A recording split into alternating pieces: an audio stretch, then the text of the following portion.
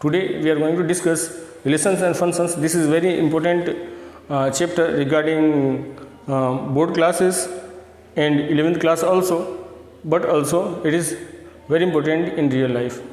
How can we know that it is very important in real life? Because when we are saying about two relations, then there is a relations, and two person, when we are going to meet any person, then we have to relate that person. So it is very important, and we have to use relation. So how can we say that relation is very important part? Because without relation there is nothing, because human is the we are the human bodies, and when we are saying about the human, we can say that we have to relate with other also.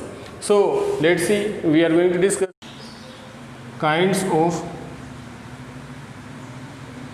relations. Kinds of relations. Now it is very important topic, students. Kinds of relation. How can we solve these relations? Let's see. These relations are very important. Number one is reflexive. Number one is reflexive relation. Number one is reflexive relation.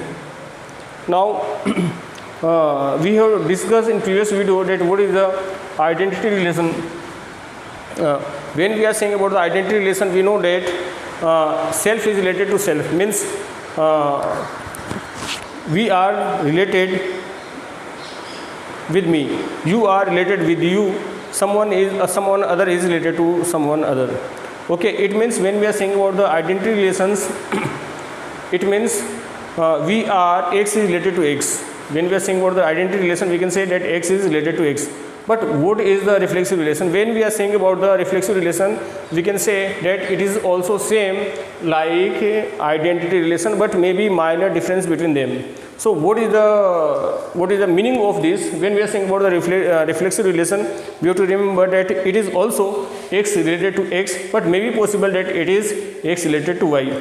Suppose when we are going to mirror, we are going to watch, we are going to dressing ourselves, but what gonna happen if there is a books outside of us that is also watching, that is also looking in a mirror. So we can say that we are going to make the relations in front of mirror, we are going to in front of mirror to make the relations to ourselves, but books are there, then that is also looking, so we can also relate it with books. So we are not going to watch the books, we are going there to watch itself. It means we are going there to make the relation with itself, but may be possible that it is related to other. So always remember that when we are saying about the reflexive relation, this is a very minor difference between reflexive relation and identity relation. When we are saying about it, we have to remember that when we are saying about the identity, means x related to x, but when we are saying about the reflexive, x related to x, but may be possible that x related to y. Okay, so it is difference between them. So what is the this is the conceptual things about the reflexive relation. Now what is the meaning of mathematically definition of this? We can write, if at least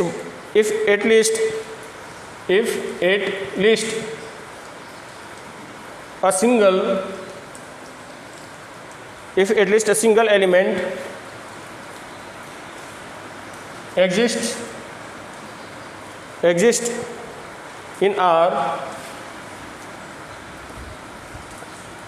in R which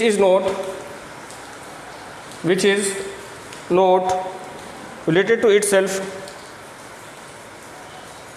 which is if at least a single element exists in R which is not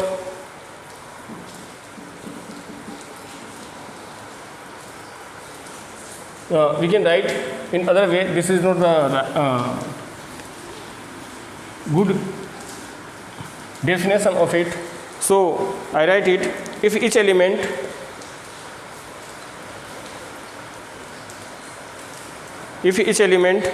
of a set A is related to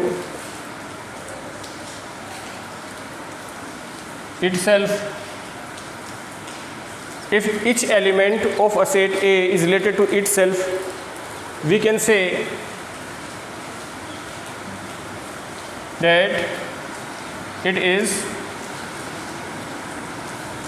a reflexive relation. It means when we are saying about the reflexive relation, we have to remember that we are related to ourselves. Okay, X is related to X. Always remember that when we are saying about this, so we can say that it is related to itself. For example, let A equal, when we are saying about the A, so we can say it means we can say that it means A comma A belongs to R for every A belongs to A. We can say that A is related to A belongs to R for every A belongs to A. So it is a mathematical definition of reflexive relation. Now we can take some examples to understand it better. So suppose a question is there that let A equal A, B, C, D is given, and R equal A comma A, B comma B, A comma A, A comma D, A comma D, B comma A, and B comma B, and C comma D, and C comma C, C comma C, and D comma D. It is relation in given R A comma A comma D, B comma A, B comma B, C comma D, C comma C. Then is relation defined in A. Is a relation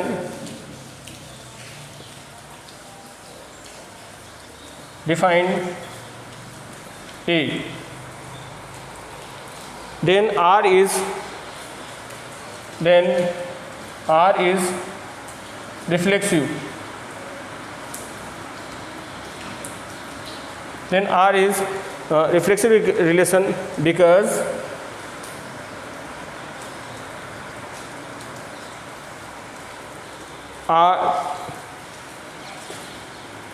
R is reflexive relation. Why? Because there is something important that A comma A is here, B comma B is here, and C comma C is here, and D comma D is here. If any relation is there, then we can say that it is a identity relation or reflexive relation if and only if self is related to self. If you take any one relation that is related to itself, you can say that it is reflexive relation. So always remember, when we are saying about the reflexive relation, it means X is related to X. X is related to X, we can say that it is reflexive relation. It is a very simple thing. Okay, when we are saying about the reflexive relation, always remember that X is related to X. Okay, X is related to X. It means always remember that X is related to X. It means X are X. X are X means X related to X. It is reflexive relation. Okay, so it is clear now. Now we are going to take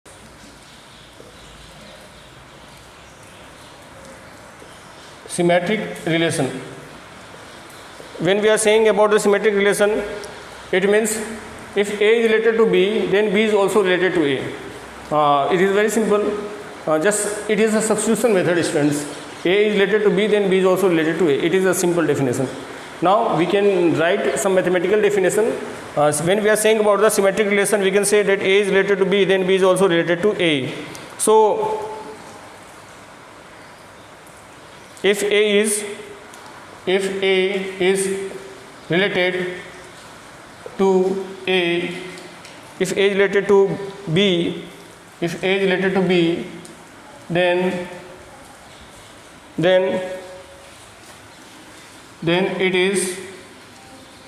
B is also related to A. If A is related to B, then B is also related to A. It is called symmetric relation. symmetric relation. It means we can say let A comma B belongs to R implies B comma A belongs to also R. A comma B belongs to R, so we can say that B comma A also belongs to R for every AB belongs to R. So when we are saying about the A and B, we can say that if A is related to B, then B is also related to A. A related to B, then B is related to A. If Ram is related to Syam, then Syam is also related to Ram. So we can say that it is symmetric relations. Okay.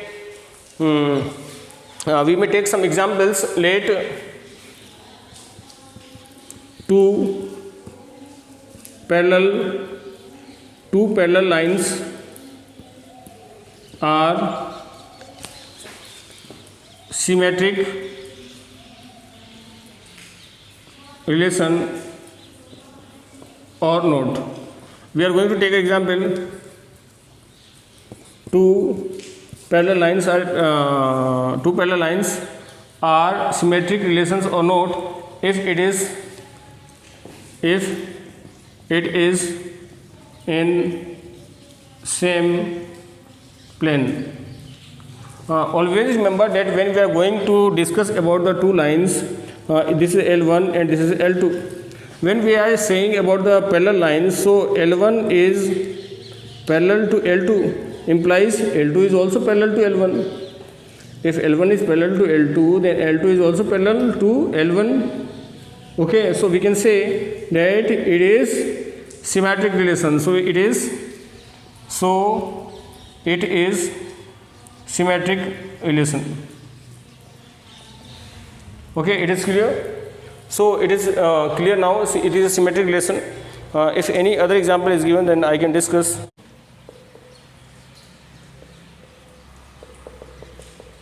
Transitive relation. When we are saying about transitive relations, it means if A comma B belongs to R and B comma C belongs to R, then implies A comma C also belongs to R. Forever A, B, C belongs to R. When we are saying about this, we can say that suppose A comma B belongs to R, B comma C belongs to R, then A comma C is also belongs to R. So we can say that it is transitive relations. So this relations is also said to be corona relations because it is a transitive case, because if anybody is facing problem about the cough or other things, if he comes in the near to other, so we can say that that person is also infected. If he infected with other, if he meet other person, then he is also infected. So the problem that is A, it is also with C. So if I am saying that if A comma B, if A RB is given, that A is related to B is given, that A is relation to B and B is related to C, then implies we can say that A RC also. So if A related to B, B related to C, then A related to C. So we can say that it is transitive relation. So what is the definition of mathematically? We can say that when we are saying about that, if in a set A, any relation R is defined such that element A is related, A is relation with B, element is related to C and so related to C, then it is called to be transitive relation. If any relation defined such that A related to B and B related to C, then A is also related to C, it is called transitive